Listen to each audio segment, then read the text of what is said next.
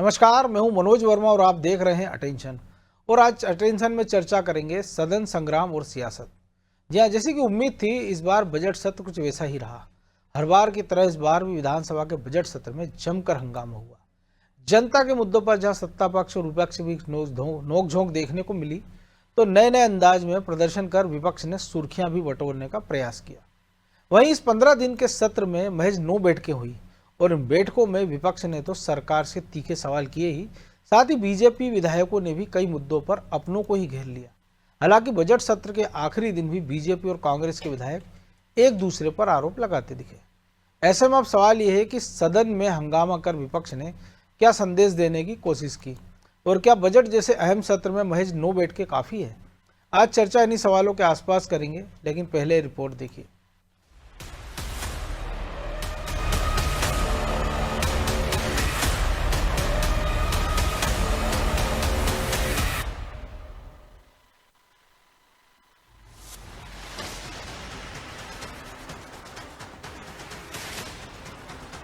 10 मार्च से शुरू हुआ विधानसभा का बजट सत्र, जिसके आखिरी दिन भी जमकर हंगामा हुआ। इस बजट सत्र में विपक्ष ने हो हल्ला करने में कोई कसर नहीं छोड़ी। इस सत्र में परिवहन घोटाला, बिगड़ती कानून व्यवस्था, युवा, किसानों और महिलाओं के मुद्दों पर विपक्ष ने सभी काले नकाब पहनकर हंगामा किया, तो कभी नकली सांप लेकर।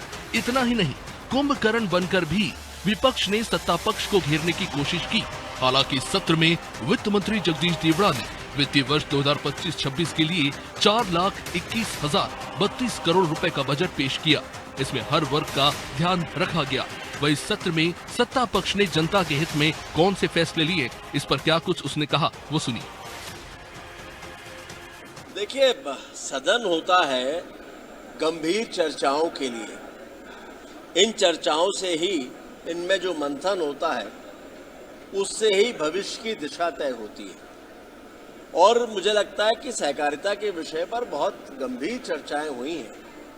बहुत बार चर्चाओं से विषय भटकता है, तब आवश्यकता इस बात की होती है कि पुनः उस विषय की तरफ चर्चा वापस आए, और जिन विषयों की तरफ चर्चा को वापस आना चाहिए था, चर्चा वहां आई, गंभीरता पूर्वक चर्चाएं हुई, और इन्हीं से भविष्य के रास्ते निकलेंगे। 15 दिन के इस बजट सत्र में कुल 9 बैठकें हुई। सत्र में 2,849 सवाल पूछे गए। बीजेपी विधायकों ने 1,387 तो कांग्रेस विधायकों ने 1,431 सवाल पूछे।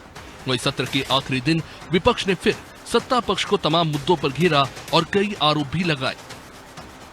सहकारिता को सरकार दबाना चाहती है। चुनाव नहीं करा रही, पिछले 15 साल हो गए।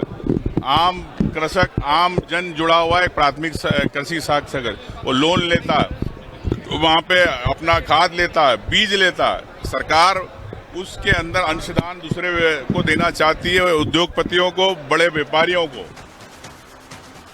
एक तरफ जहां विपक्ष ने सत्ता पक्ष से तीखे सवाल किए, तो बीजेपी विधायक चिंतामणि मालवीय समेत कई नेताओं ने भी अपनी सरकार से कड़े सवाल पूछे। इससे कहीं न कहीं सत्ता पक्ष को जवाब देने में थोड़ी परेशानी जरूर हुई।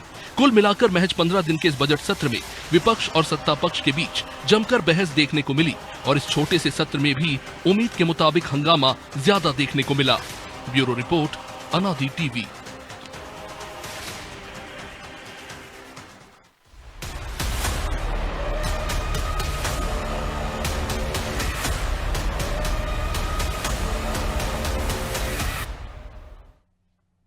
तो इसी पर चर्चा करने के लिए हमारे साथ जुड़ गए हैं वरिष्ठ पत्रकार रमेश शर्मा और हमारे सहयोगी प्रभु पटेरिया। वो स्वागत है शर्मा जी आपका अनादि टीवी में। और छोटा सत्र बड़ा हंगामा, कहने को इतना ही कह सकते हैं, लेकिन इस हंगामे के बीच विपक्ष ने भी सुर्खियां बटोरी और सत्ता पक्ष ने भी।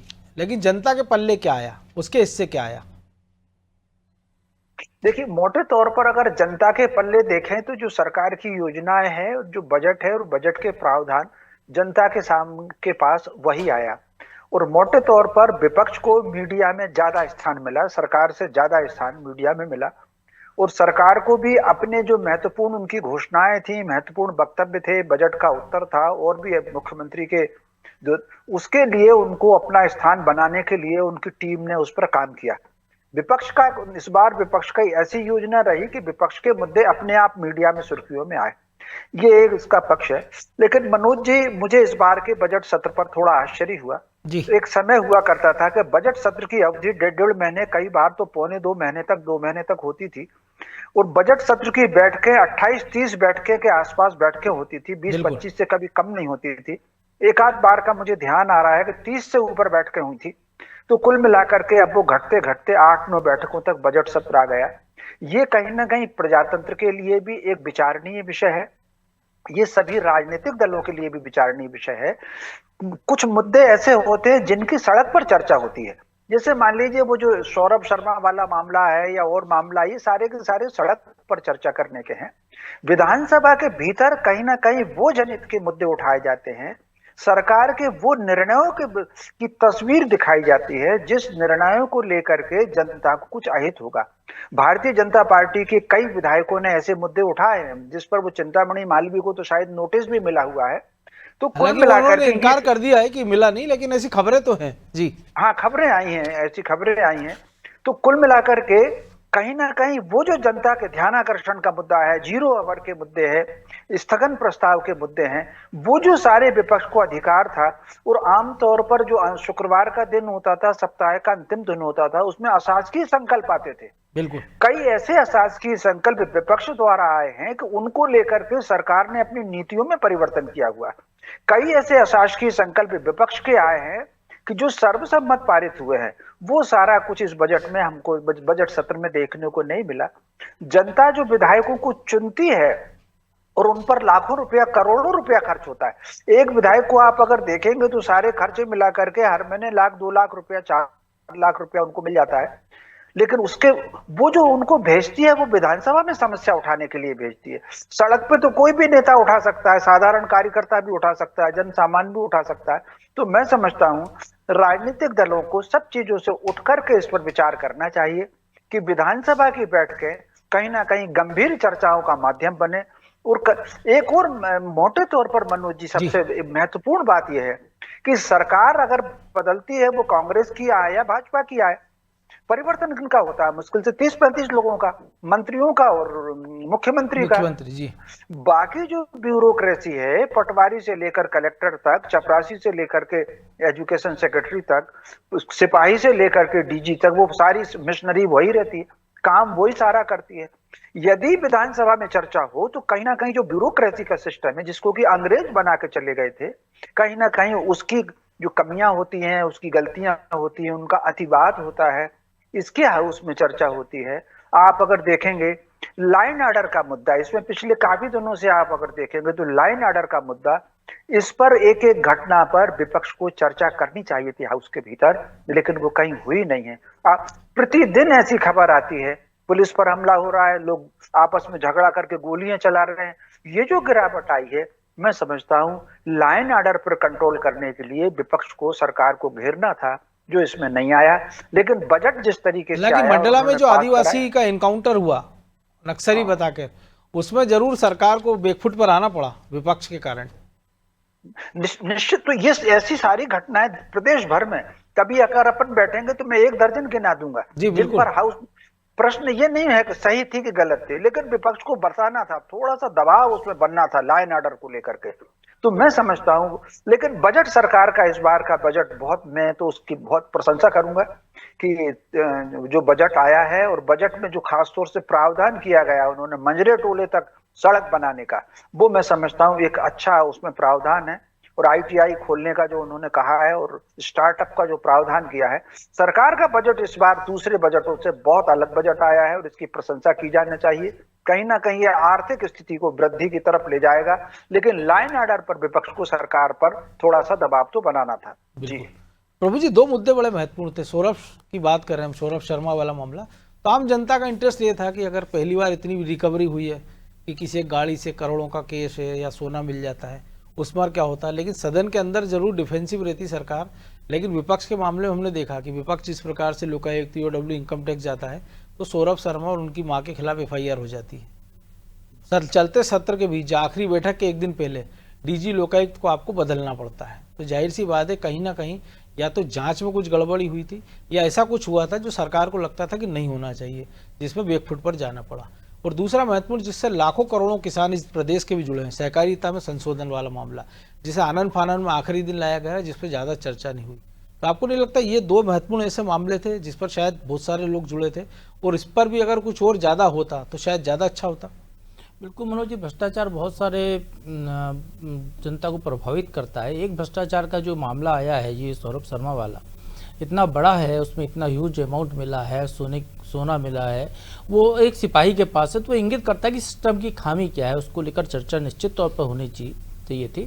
और विपक्ष ने शुरुआत में इसको लेकर स्थगन दिया था, स्थगन पे चर्चा नहीं हुई, और इसीलिए विपक्ष को कभी लोकायुक्त, कभी OW और कभी दूसरी जगह इनकम टैक्स ऑफिस जाना पड़ा। उसका असर वही हुआ है जो आप बता रहे हैं कि चलते सदन में आपको जो अधिकारी बदलने पड़ गए, बड़े आला अधिकारियों को हटाना पड़ गया। तो इस तरीके की स्थितियां बनी है। तो कहीं ना कहीं विपक्ष ने अपनी भूमिका निभाई है, और जिस मुद्दे को लेकर पहले दिन से चला था उस मुद्दे पे कहीं कोई मुकाम पर तो वो पहुंचा है। पुलिस को भी FIR करनी पड़ी उस केस में, तो कुछ तो सार्थकता इसकी रही है निश्चित तौर पर।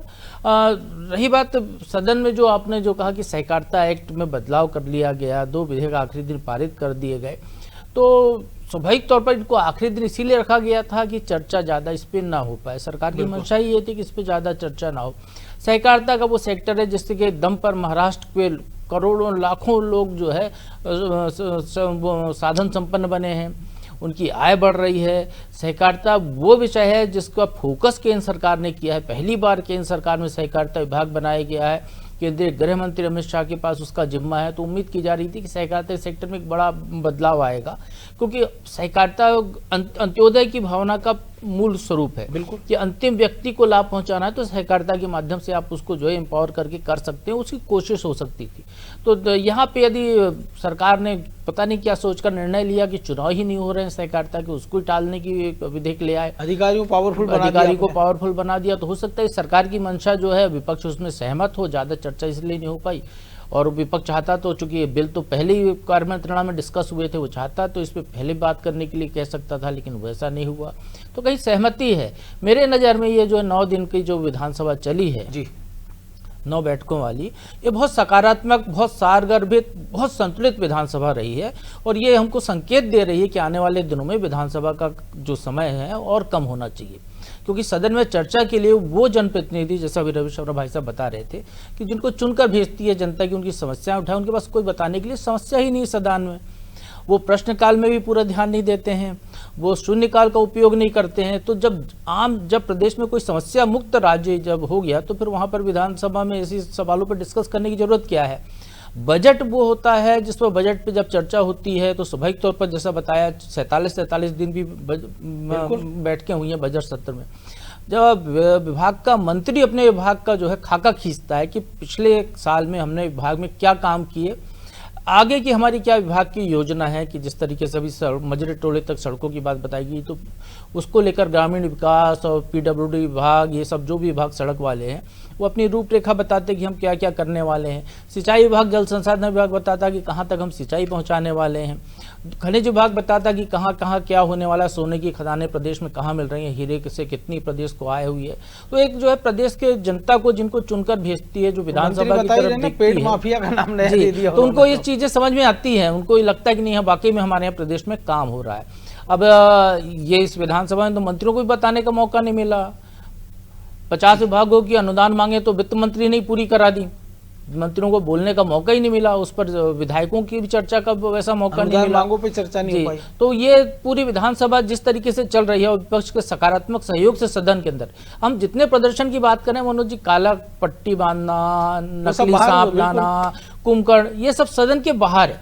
सदन के अंदर की जो भूमिका है, विधायक अपनी भूमिका में सकारात्मक ढंग से सत्ता पक्ष का B ग्रुप बना हुआ है, तो इसलिए वो सदन में वो चर्चा नहीं करना चाहता है। उसको वैसा कोई मुद्दा ही नहीं मिल रहा है कि किसी विषय पर सरकार को घेरने की कोशिश करे। जो भाई साहब ने कहा कि अभी लॉ एंड ऑर्डर पर चर्चा होनी चाहिए थी, एक मामला उनको लगा मंडला वाला एनकाउंटर, उस पर उन्होंने चर्चा की, सरकार को उस पर कार्रवाई करनी पड़ी। मऊगंज पे नहीं बोले, मऊगंज पे नहीं बोले। वो रोज पुलिस वाले पिट रहे हैं, लेकिन वो जो रोज चुकी अखबार में, तो रूटीन कोर्स हो गया, जैसे जेब तराशी होना, पॉकेटमारी होना, कोई छोटी मोटी उठाईगिरी होना, ये जो ऐसे विषय हो गए जो इतने बड़े सदन में, जहाँ पर कि देश प्रदेश के चुने हुए 230 विधायक पहुँचते हैं, 8.5 करोड़ की आबादी में से, तो उनके लिए चर्चा का विषय नहीं होंगे। तो इसलिए पुलिस वाले पिटते रहे, रोज पिटे, उनको विधायकों को कोई मतलब ही नहीं कि वो पिट रहे हैं तो क्या फर्क पड़ रहा है, क्योंकि रूटीन कोर्स का रूटीन काम हो गया है। मंत्री रो रहा है संघ में, जी विपक्ष विधायक के हाँ, साथ, मंत्री रो रहा है तो भी उस पे भी कोई विधायक नहीं पसीज रहा है। तो ये बहुत रूटीन वाला काम हो गया उनका, ये तो होता ही रहता है, चलता रहता है, कोई चर्चा का विषय नहीं है। तो इसलिए मुझे लगता है कि जिस तरीके से कोरोना काल में 1-2 दिन की विधानसभा चली, बजट पारित हो गया, जिस तरीके से पिछला बजट सत्र हमारा माना था, वो भी जो है 4 दिन 3 दिन विधानसभा चला के पूरा बजट पारित कर लिया, तो बिना चर्चा के बजट पारित करा देना चाहिए। विधायकों को सहयोग करना चाहिए, उनका विधायकों का जो भत्ता है, अनुदान है, वो बढ़ाते रहना चाहिए, कर्ज की सीमा बढ़ा देनी चाहिए, उनकी जो डिमांड्स है वो पूरी कर देनी चाहिए, और प्रदेश में बहुत बढ़िया तरीके से बजट चलता रहे, क्योंकि बजट तो हर साल बढ़ना है। मुख्यमंत्री जी ने लक्ष्य रखा है कि अगले 5 साल में दुगना करना है बजट को, तो स्वाभाविक तौर पर प्रदेश का काम तो अच्छा ही हो रहा है, जीडीपी हमारी बढ़ी रही है, तो विपक्ष की जरूरत क्या है? तो विपक्ष को इस भूमिका में आना चाहिए, बिल्कुल वो जो है खुलकर उनको जो है सरकार के समर्थन में रहना चाहिए, जनता की समस्याओं जो वो उठा सकते हैं वो सड़क पर उठानी चाहिए, उनको सदन शांतिपूर्वक चलना चाहिए, जो अभी इस पूरी विधानसभा का जो सार समझ में आया मनोज को। शर्मा जी, लेकिन प्रभु जी ने कहा, वो व्यंग में कहा, लेकिन तीखी बात तो ये जो सच्चाई हम देख रहे हैं। और अभी एक मंत्री का हमने जो आपने बयान सुना होगा राकेश सिंह का, वो तो कह रहे हैं कि सदन में चर्चा होती है तो विषय से भटक जाते हैं, इसलिए ज़्यादा चर्चा नहीं होना चाहिए। तो जब हम किसी कानून पर डिस्कस कर रहे हैं, किसी मुद्दे पर डिस्कस कर रहे हैं, जनता के जुड़े मामलों पर, उस पर अगर चर्चा से अगर विषय भटकता है तो फिर जनप्रतिनिधियों के साथ साथ उस जनता को भी सोचना चाहिए कि वो किन जनप्रतिनिधियों को चुनकर सदन में अपनी बात रखने के लिए भेज रही है। नहीं, निश्चित रूप से आपने बिल्कुल ठीक बात कही। प्रभु जी का भी व्यंग्य में समझ रहा था, और हकीकत बता रहे हैं, जरूरत क्या है चर्चा करने की, जब सकारात्मक उनकी भावना से पूरी तरीके से सहमत हूँ, 100%। बिल्कुल उनके साथ ही बात मेरे साथ भी जोड़ लीजिए, क्योंकि 2-3 चीज अलग होती है। हमको कोई चीज अच्छी लग सकती है और कोई चीज बुरी लग सकती है, ये हमारी अपनी पसंद और नापसंद हो सकती है, लेकिन कुछ चीज सैद्धांतिक होती है। प्रजातंत्र के अपने मूल्य हैं, प्रजातंत्र के अपने सिद्धांत हैं, प्रजातंत्र की अपनी आवश्यकता है। प्रजातंत्र की सबसे बड़ी आवश्यकता यही है कि विपक्ष जागरूक रहे और स्टडी करे, और स्टडी करके सरकार की कमी को प्रमाण के साथ घेरे, नारे के साथ नहीं घेरे, काला कपड़ा पहन करके, नाग देवता को दिखा करके नहीं, मुद्दे के साथ विधानसभा में कागज के साथ लेकर के जाए कि ये नियम है और ये आपका निर्णय हुआ है, आपके इस निर्णय से ये जनता का हित परेशान हुआ है। जैसा कि चिंतामणि मालवीय ने उठाया कि कृषकों की जमीन चली गई है, तो ये जो इस तरह के मुद्दे हैं, आप कल्पना कर सकते हैं, केवल ग्वालियर संभाग में आप देखें पिछले 1 महीने में 5 गोलीबारी हुई है, जिसमें 2 तो पुलिस वालों पर हमला हुआ। तो कुल मिलाकर के ये जो सारी की सारी पुलिस इस वक्त अगर देखेंगे आप, तो वो सारी सीट बेल्ट और हेलमेट के पीछे लगी रहती है। तो कहीं ना कहीं ये जो सारा मुद्दा है, इसके अलावा एक और इस विधानसभा बजट सत्र में मुझे देखने को नहीं मिला, हो सकता है हुआ हो, प्रभु जी जो रेगुलर जाते रहे इनको पता होगा, हर बजट सत्र में कम से कम 3 या 4 विधायकों के लिए या तो प्रशिक्षण के कार्यशाला होती थी, या कोई विषय विशेषज्ञ आता था जो विधायकों के सामने रखता था, देश के सामने क्या हो सकती हैं वो समस्याएं रखता था, लेक्चर ही होता था। उसमें कोई भाजपा कांग्रेस नहीं होते थे, सारे के सारे विधायक एकत्र होते थे, कोई विषय विशेष होता था जो देश के सामने का भी हो सकता है। वो तो संभव है, जो याद है शायद प्रभु जी को जो आपने जिक्र किया, आखिरी बार गुलाम नबी आजाद आए थे कमलनाथ सरकार के समय, फाग उत्सव हुआ भाई साहब, इस बार सारे विधायकों को मिलकर फाग उत्सव हुआ, एक बढ़िया प्रशिक्षण हुआ है, नाच गाने का प्रोग्राम रहा, भोजन अच्छा रहा। हाँ, वो होली वाला आप कह रहे होंगे जी, है ना। तो कुल मिलाकर के वो जो बौद्धिक विमर्श होते थे, वो बौद्धिक विमर्श बिल्कुल इस बार मुझे देखने को सुनने को नहीं मिला, हो सकता है हुए हो, और वो चारों प्रकार के होते थे। कहीं ना कहीं उसमें वो प्रसंग भी आता था, कोई विशेषज्ञ ये भी रखता था कि विधानसभा के किस सत्र में किस विधायक ने कौन सा मुद्दा अच्छा उठाया था प्रमाण के साथ, जिससे सरकार ने स्वीकार किया, कौन कौन से सर्वसम्मत विधेयक लेकर के आए, ये सारे ये भी दिया जाता था। भविष्य में कौन कौन से मुद्दे आ सकते हैं प्रदेश की समस्याओं में या देश की गरिमा में, वो सारे इस बार मुझे सुनने को देखने को नहीं मिले कि ऐसे बौद्धिक गोष्ठियां इसमें हुई होंगी। तो कई बार तो एक बार तो वो जो 91-92 में सबसे अच्छे चुनाव आयुक्त हुए थे जिनकी बहुत चर्चा रही, एक बार तो वो भी आए, शेषन, जी हाँ, शेषन आए हुए हैं। तो कुल मिलाकर के तो ये मैं समझता हूं ये बहुत विचारणीय है, दोनों राजनीतिक दलों को, भाजपा को भी और विपक्ष को भी, इन राजनीति वो सड़क पर करें, एक दूसरे को हराएं, लड़ें, लेकिन कहीं ना कहीं जो संसदीय परंपराओं की गरिमा है, उसकी जो महत्ता है, उसकी जो विशेषता है, और जिसके आधार पर जनता के हित हो सकते हैं, उस पर तो उनको थोड़ा सा विचार करना चाहिए। विधानसभा की बैठकों में उनको गंभीर रहना चाहिए, सड़क के बाहर चाहे जो करें, लेकिन हर बजट के मामले में अनुदान मांगों को लेकर के जितने आपके पास सुविधाएं हो सकती हैं, उन हर सुविधाओं का आपको उपयोग करना है। शून्यकाल की सूचना हो सकती है या अशासकीय संकल्प के रूप में हो सकता है। ध्यानाकर्षण कितने आप लगा सकते हैं? प्रभु जी को भी याद होगा, आपको भी याद होगा, 12 ध्यानाकर्षण आए हैं। भले ही चर्चा 1 या 2 का उत्तर आया हो, लेकिन 12 14 ध्यानाकर्षण कार्य सूची में आए हैं। ठीक है कि उसके बाद विपक्ष से बातचीत करके सरकार ने ये तय किया कि केवल इन 3 के उत्तर दिए जाएंगे, 4 के उत्तर दिए जाएंगे, बाकी पटल पर रखे जाएंगे। ये निर्णय भी हुआ है, लेकिन अगर ध्यानाकर्षण है तो 12 ध्यानाकर्षण कार्य सूची में आए। तो मैं समझता हूं दोनों ही पक्षों को इस पर विचार करके संसदीय परंपरा की गरिमा को तो विचार करना ही चाहिए। जी, लेकिन प्रभु जी एक बड़ा विरोधाभास भी है ना कि सत्तारूढ़ पार्टी का एक विधायक बात रखता है तो खबर आती नोटिस मिल जाएगा, और विपक्ष जिसको मुद्दे उठाना चाहिए वो कुछ करता नहीं, लेकिन उसका आला कमान उसको कोई नोटिस ही नहीं लेता है। ये भी एक बड़ा दिलचस्प किस्सा है।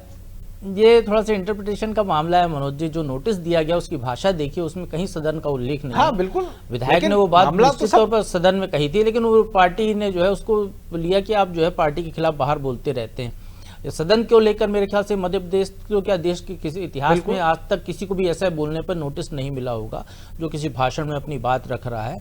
और यदि ऐसा होता है, उसको वैसा कारण दिया जाता तो शायद ये अपने आप में अनूठा मामला होता। तो वो तो एक वो बात हो गई।